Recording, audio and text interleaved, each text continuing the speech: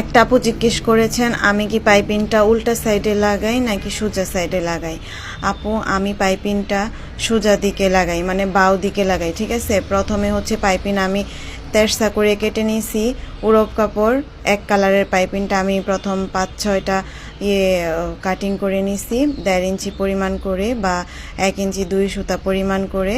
তারপরে হচ্ছে জামার বডিটাকে উল্টো করে রেখে প্রথমে, তারপর হচ্ছে পাইপিংটাকে ডাবল করে ভাঁজ দিয়ে দেন হচ্ছে আমি আস্তে আস্তে করে মানে বডির পার্টের সাথে 2 সুতা পরিমাণ রেখে পাইপিংটাকে জয়েন করে নিচ্ছি।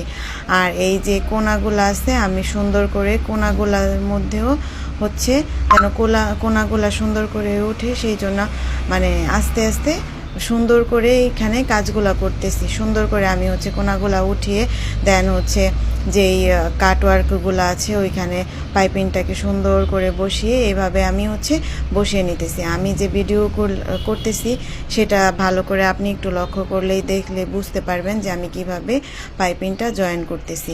আমি যখন হচ্ছে পাইপিংটা ভাঁজ দিয়ে সোজা পাশে নিব তখন হচ্ছে ওই যে 2 সুতা পরিমাণের যে কাপড়টা আছে একদম পুরো ভিতরে চলে যাবে।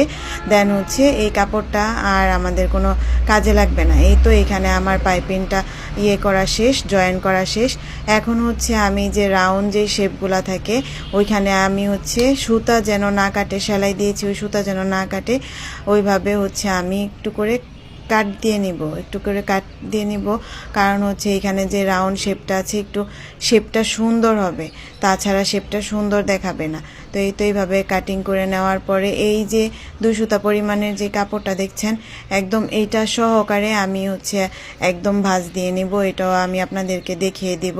আমি অনেক স্লো করে ভিডিওটা রেখেছি। এই পর্যন্ত যারা আমার ভিডিওটা দেখেছেন দয়া করে আমার পেজটাকে ফলো দিয়ে রাখবেন। টিকটক থেকে দেখলে ওখানে ফলো দিয়ে রাখবেন, ঠিক আছে। দেন হচ্ছে ইউটিউব থেকে দেখলে সাবস্ক্রাইব করে রাখবেন আমার ইউটিউব চ্যানেলটা। তো একদম আমার এখানে কাট দেওয়া শেষ। এখন হচ্ছে আমি আপনাদেরকে পাইপিংটা আমি কিভাবে জয়েন করি। এখন আমার হাতের দিকে আপনারা একটু লক্ষ্য করে দেখবেন আমি এখন যে ইয়েটা করলাম একদম আমার শেষ থেকে আসবে, কারণ আমি প্রথম যে পাইপিংটা শুরু করেছিলাম সেটা আসছিল আমার জামার ফুটের পার্ট থেকে, গলার সাইড থেকে। এখন হচ্ছে আমি নিচ থেকে শুরু করতেছি। এই দেখেন আমি কিন্তু ভাঙা একদম উপরে দিয়ে দিছি, জামার বডির উপরে একদম ভাঙা দেন হচ্ছে পাইপিংটা জয়েন করে নিতেছি। দেখেন কিভাবে আমি হচ্ছে পাইপিংটার কোনাটা উঠাইতেছি। আমি সেমভাবে হচ্ছে আপনাদের পাইপিং এইভাবে উঠিয়ে থাকি। আপনারা যদি আমার ভিডিওগুলো ভালো লাগে